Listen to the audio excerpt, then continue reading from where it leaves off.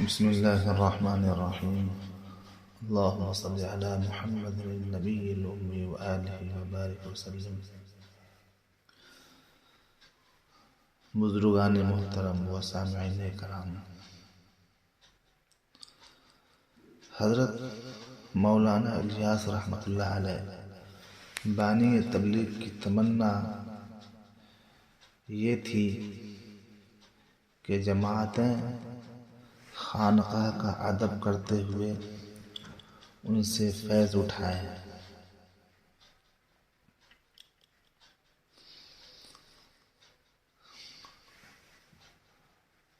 حضرت نے فرمایا، یاد رکھیے علم و ذکر کے مراکز خانقاہیں اور مدارس ہیں۔ ہم اپنے ان دونوں بازوؤں کو قوی کرنے کے اندر ہر طرح ہر وقت اہل علم، علماء اور مشائخ کے محتاج ہیں۔ وہ ہمارے بالخصوص ان دو اہم امور میں مقتدا ہیں۔ ہمارے ذمہ لازم ہے کہ علم و ذکر کی وجہ سے ان کی خوب قدر کریں، ان کی خدمت کریں، اور آگے کیا فرماتے ہیں، اور ان کی صحبت کو اپنے لیے باعث اصلاح و نجات سمجھیں۔ یہ حضرت کے الفاظ ہیں۔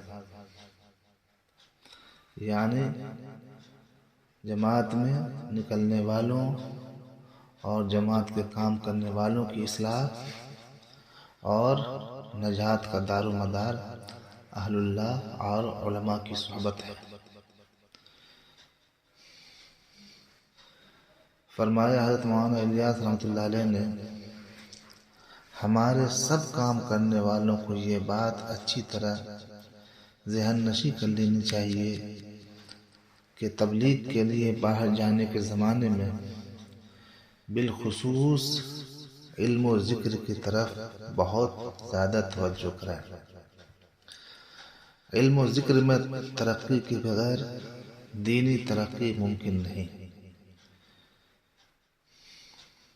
نیز علم و ذکر کی تحصیل و تکمیل اس راہ کے اپنے بڑوں سے وابستگی رکھتے ہوئے اور ان کی زیر ہدایت اور ان کی نگرانی میں ہو۔ حضرت شیخ زید مجدہ کو اپنے ایک حوالہ نامہ میں تحریر فرماتے ہیں کہ میری ایک پرانی تمنا ہے۔ حضرت مولانا الیاس رحمۃ اللہ علیہ شیخ الحدیث مولانا زکریا رحمۃ اللہ علیہ کو کیا خصوصی خط لکھتے ہیں؟ فرماتے ہیں کہ میری ایک پرانی تمنا ہے کہ خاص اصولوں کے ساتھ مشائخ طریقت کے یہاں یہ جماعتیں آداب خانقاہ کی بجا آوری کرتے ہوئے خانقاہوں میں فیض اندوز ہوں۔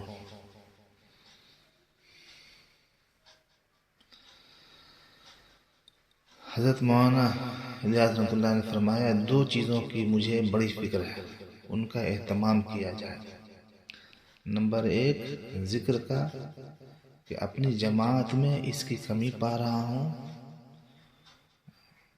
ان کو ذکر بتلایا جائے۔ نمبر دو اہل اموال کو مصرف زکوٰۃ سمجھایا جائے کہ ان کی زکوٰتیں اکثر برباد جا رہی ہیں۔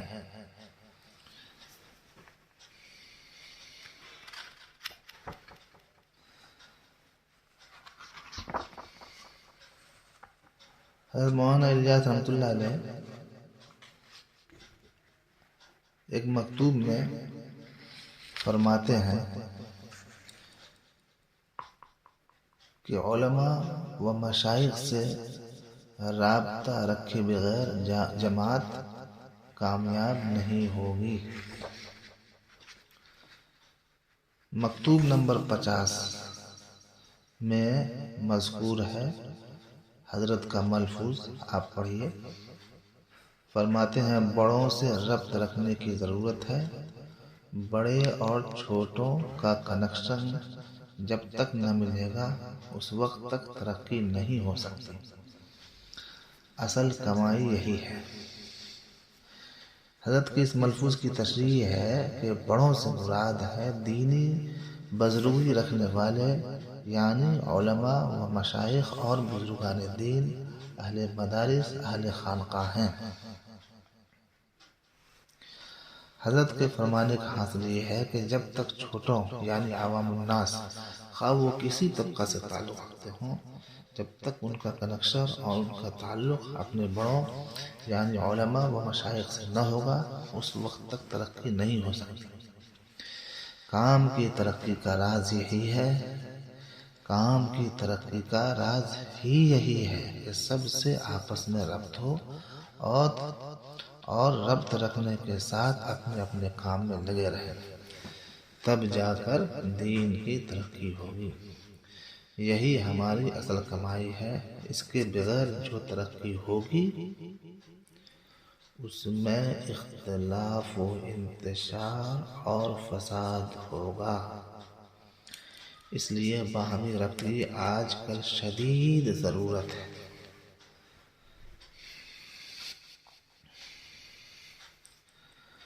حضرت نے اپنے ایک ملفوظ میں فرمایا اہل اللہ کی محبت اور ان کی صحبت سے ایمان مضبوط ہوگا۔ بزرگوں کی صحبت بڑی چیز ہے۔ اولیاء اللہ کی نظر دوا ہے، دوا کلام شفا ہے، اور صحبت سراپا نور ہے۔ علم، عمل، صحبت تینوں کے بغیر دین حاصل نہیں ہو سکتا۔ فرمایا اہل اللہ کی محبت اور ان کی صحبت سے، ان کی خدمت کرنے سے آنکھ ہوگی جو یؤمنون بالغیب، ایمان بالغیب کو بڑھائے گی، جو نفسانی اغراض سے پاک ہوگی۔ حضرت مولانا الیاس رحمۃ اللہ علیہ اپنے ایک مکتوب کے اندر صفحہ نمبر 81 پر فرماتے ہیں شیطان کے جال سے بچنا ہے تو بزرگوں کی ماتحتی اختیار کیجیے۔ فرمایا جو کوئی حضور پاک صلی اللہ علیہ وسلم کے نقش قدم کے علاوہ چلے گا وہ شیطان کے پنجہ میں ہے۔ اس واسطے جس شخص کی زندگی کسی بزرگ کی ماتحتی میں نہیں ہے وہ شیطان سے بچ نہیں سکتا، کیونکہ علماء و مشائخ اور بزرگان دین نبی کے وارث اور جانشین ہیں۔ ارشادات و مکتوبات حضرت مولانا محمد الیاس رحمۃ اللہ علیہ، صفحہ نمبر 81۔ ایک جگہ تو حضرت نے فرمایا کہ اولیاء اور مشائخ کے پاس اللہ کے واسطے جانا دین کا لب لباب ہے۔ فرمایا اولیاء اللہ کے پاس جانا خدا کے واسطے لب لباب دین ہے، اس سے علم کے چشمے جاری ہوں گے۔ ارشادات و مکتوبات، صفحہ نمبر 52۔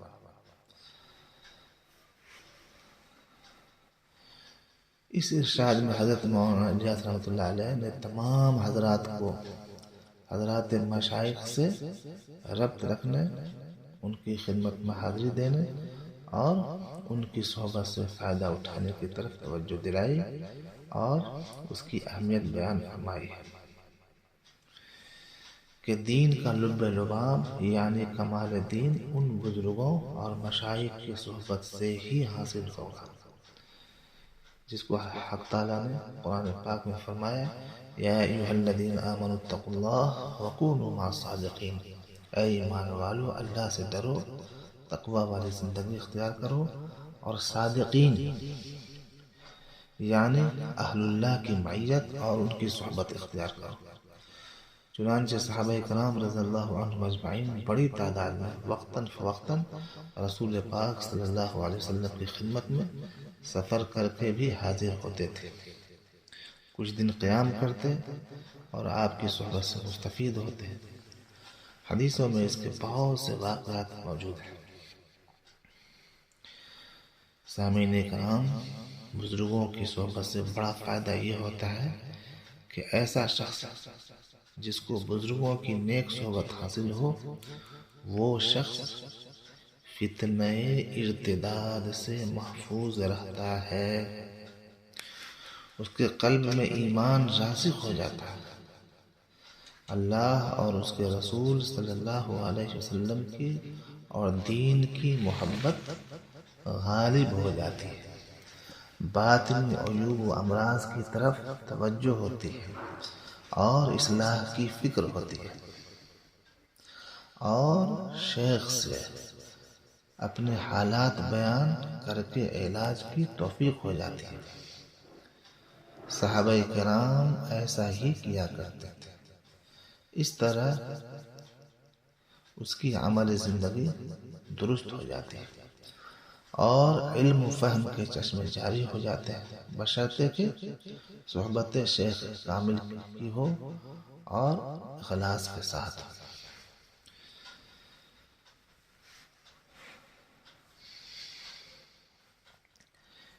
حضرت مولانا الیاس رحمۃ اللہ علیہ ایک جگہ مشائخ اور کتب تصوف کے حوالے سے فرماتے ہیں، اہل طریقت نے یعنی صوفیہ اور مشائخ نے کتب تصوف میں رذائل کو جمع کیا ہے، ان سے اپنی حفاظت کرتے ہوئے کام میں لگے۔ ارشادات و مکتوبات صفحہ نمبر 16۔ میرے ایک عزیز مخلص حضرت مولانا عاقل صاحب قاسمی، جو ابھی اندر لوگ مسجد میں امام ہیں، وہ اس ملفوظ کی تشریح کرتے ہوئے لکھتے ہیں، فائدہ دین کے اہم شعبوں عقائد، عبادات، معاملات، معاشرت، اخلاق میں سے اہم شعبہ اخلاقیات کا ہے، جس کا تعلق ظاہر سے بھی ہے اور باطن سے بھی۔ اخلاق ظاہرہ و باطنہ دونوں کے متعلق شرعی احکام ہیں۔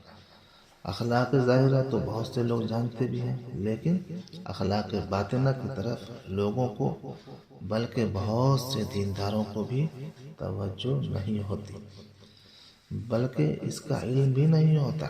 مثلا دل میں اللہ کی محبت غالب ہونا، قلب کا ناجائز محبت سے خالی ہونا، کینہ، بغض، حسد دل میں نہ ہونا، دل سے کسی کو حقیر نہ جاننا، تکبر نہ کرنا، تواضع اختیار کرنا، دل میں عشق و فسق اور گندے خیالات نہ لانا، نامحرم عورتوں کا تصور نہ کرنا، گندی برہنہ تصویریں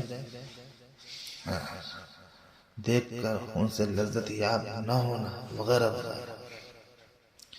انہی باطنی عیوب و امراض کو رذائل سے تعبیر کیا جاتا ہے۔ حضرت مولانا محمد الیاس صاحب رحمۃ اللہ علیہ نے بھی رذائل سے انہی امور کو مراد لیا ہے، اور یہ باطنی عیوب و رذائل وہ گناہ کبیرہ ہیں جن کے متعلق اللہ تعالیٰ نے فرمایا وَذَرُوا ظَاهِرَ الْإِثْمِ وَبَاطِنَهُ، کہ ظاہری و باطنی سارے گناہوں کو چھوڑو۔ باطنی گناہوں سے مراد یہی رذائل ہے۔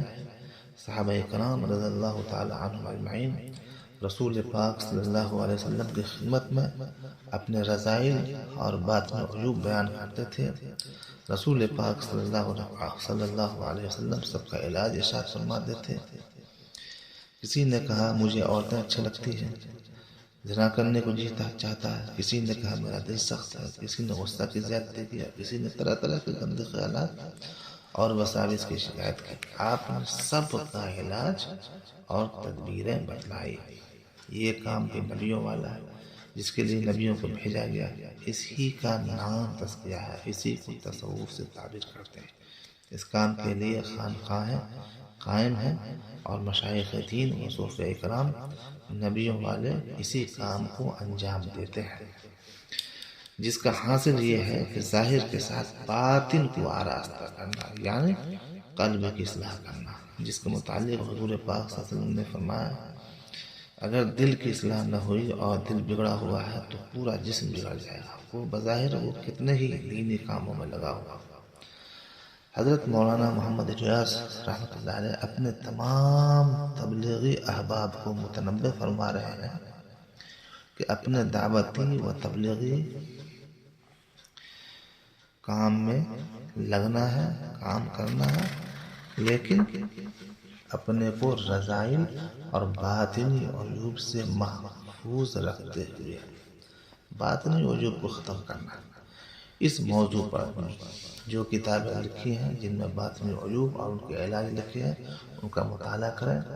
صوفیہ و مشائخ جن کو حضرت مولانا محمد الیاس رحمۃ اللہ علیہ نے اہل طریقت فرمایا ہے ان سے رابطہ رکھیں، اصلاحی تعلق قائم کریں، اپنے باطنی عیوب و امراض کو ان کے سامنے پیش کریں، ان کی ہدایت پر عمل کریں۔ یہ ہے حضرت مولانا الیاس رحمۃ اللہ علیہ کی خصوصی ہدایت۔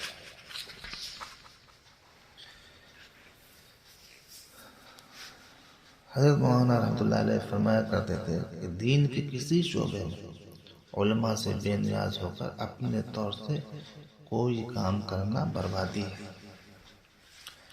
دین کے کسی شعبے میں جب ان علماء ربانیین کے علاوہ کسی نے بھی اپنے کو مستقل سمجھا اور مستقل سمجھتے ہوئے اور ان سے بے نیازی اختیار کرتے ہوئے کام کیا، اس نے کام کو خراب کیا اور بجائے ہدایت کے گمراہی پھیلائی، خواہ وہ کتنا ہی ذہین اور قربانی دینے والا ہو۔ بلکہ اس میں تنہا اخلاص بھی کافی نہیں ہوتا، البتہ بطور کارکن اور معاونین کے ہر شعبے میں سینکڑوں آدمیوں کی ضرورت ہے۔ ان کارکنوں میں بعض اچھی ذہنی صلاحیتوں والے، اعلیٰ جذبات والے اور قابل قدر قربانی دینے والے بھی ہوتے ہیں، جن کی وجہ سے کام فروغ پاتا ہے۔ اگر یہ حضرات علماء ربانیین کے دست بازو نہ بنے تو کام کا پھیلاؤ عادتاً محال ہے۔